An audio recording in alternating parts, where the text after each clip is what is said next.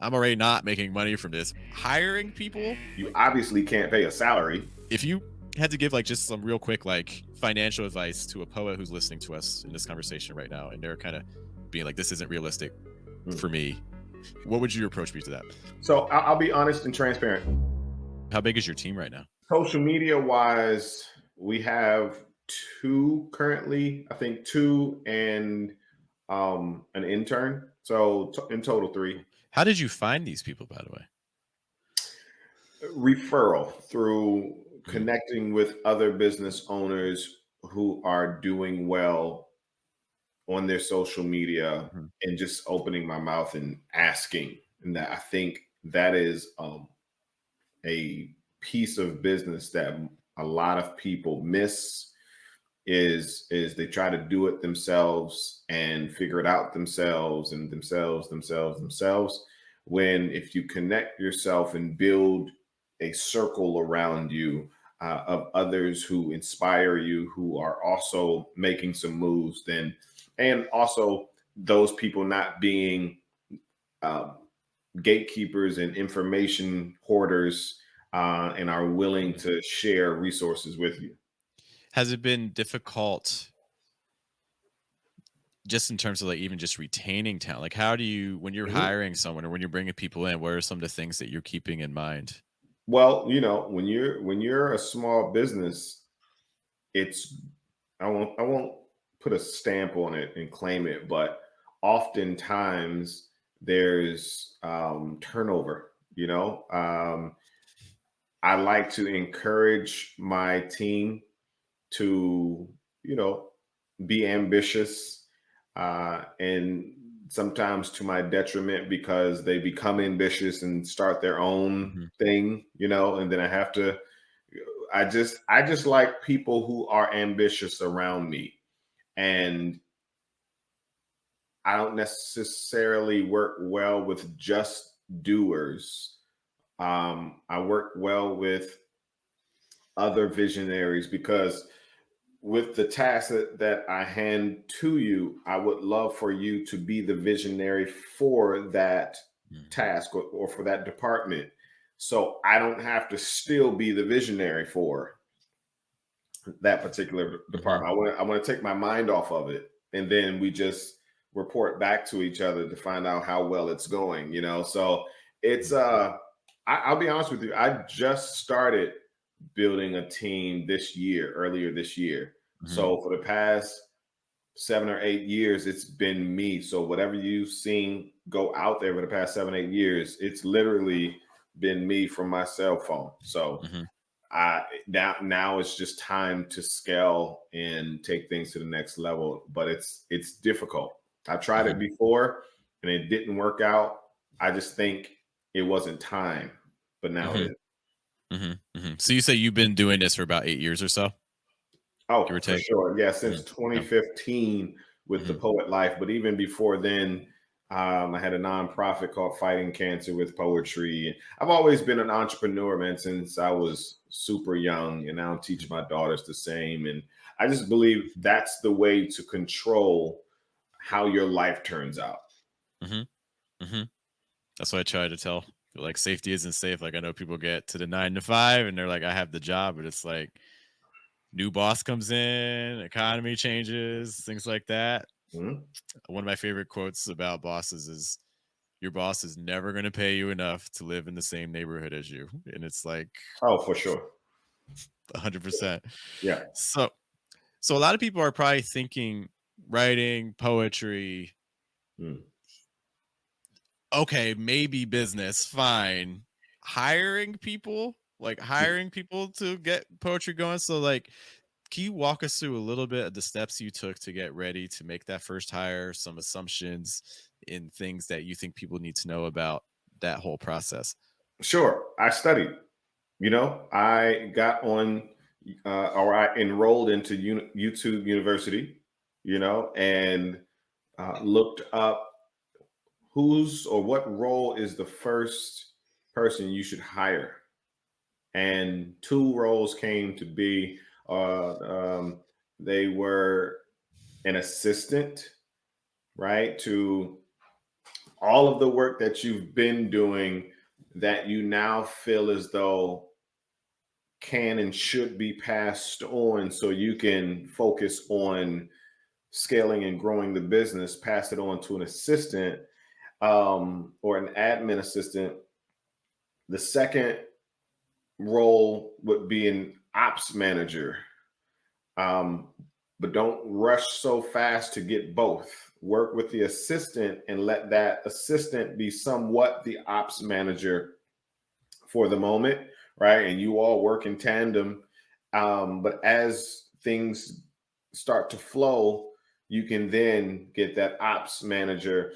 And because that ops manager has more experience and knowledge to where they know how to run operations, right? And that assistant Mhm. can simply be in the meetings with you with these clients and take notes because when you're in that meeting with those clients, you want to make sure you want to be able to respond with knowledge. But if you're taking notes and trying to respond and listen and right, it's a little difficult. It's possible, obviously, but if you can have an assistant in that meeting with you, just jotting down the notes to where you don't have to think about that, you know, it will be in the notes for afterwards.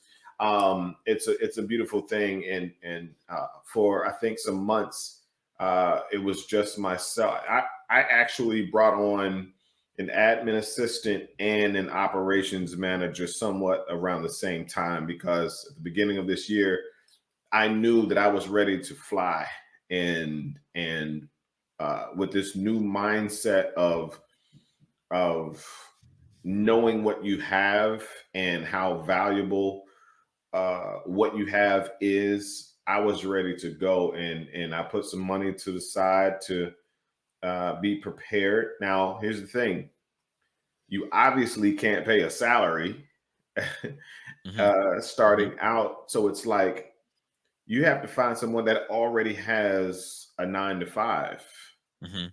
who already has their bills covered for the most part, and they're trying to kind of build their own little admin assistant business and Mhm. their operations manager business, and you are adding value to them by being their case study and vice versa, Mhm. right?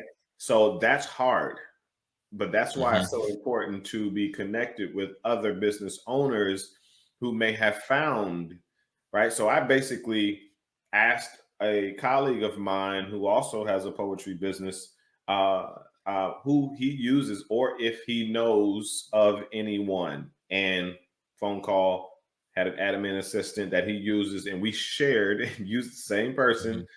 ops manager as well. And it's connection in relationships ultimately. Mhm. Mhm.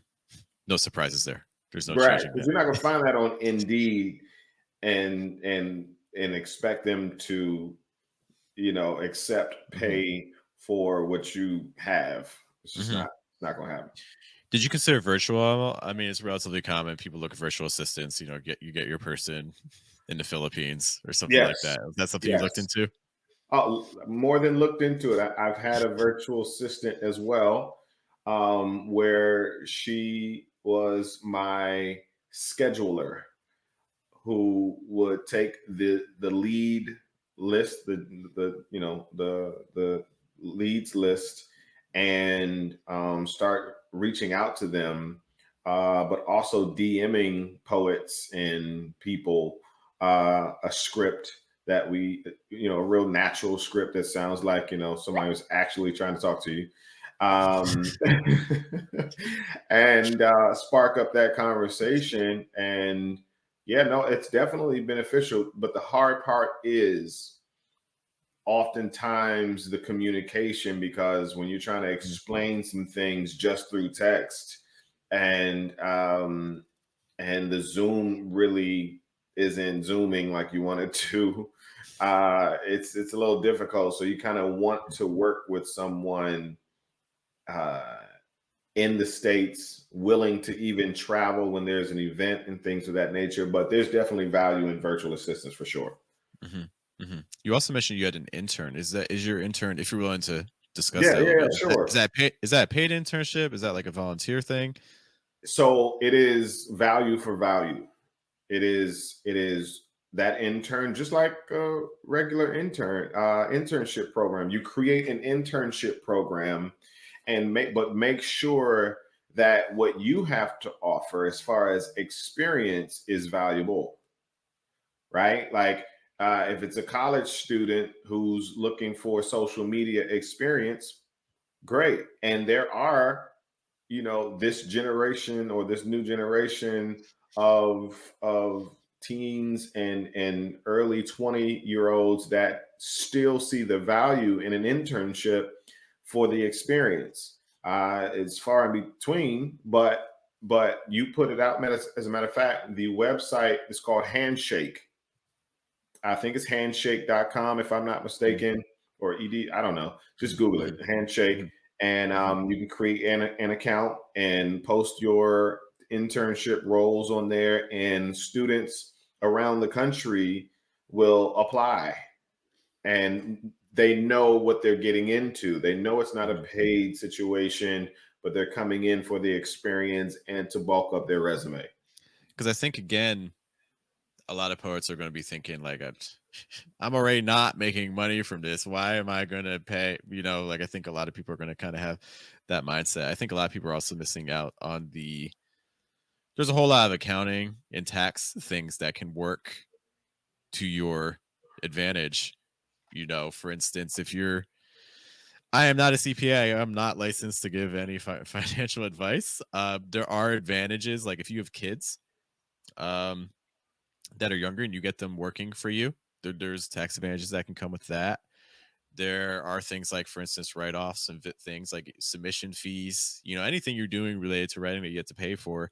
These are potential areas where you can view those as things like business expenses, write-offs, and things. So you can save a whole lot of money. Like Yep. if you had to give like just some real quick like financial advice to a poet who's listening to us in this conversation right now, and they're kind of being like, this isn't realistic Mm. for me, how would you what would your approach be to that? So I'll be honest and transparent. What we're currently talking about right now, I would not suggest for a poet starting out. Um, Yes. this conversation is for someone who has made the transformation from individual to entity, right? And even years beyond that, because you, the business owner, need to know how to do these things before you hire somebody. Because how will you onboard them? How will you train them if you've never done it yourself?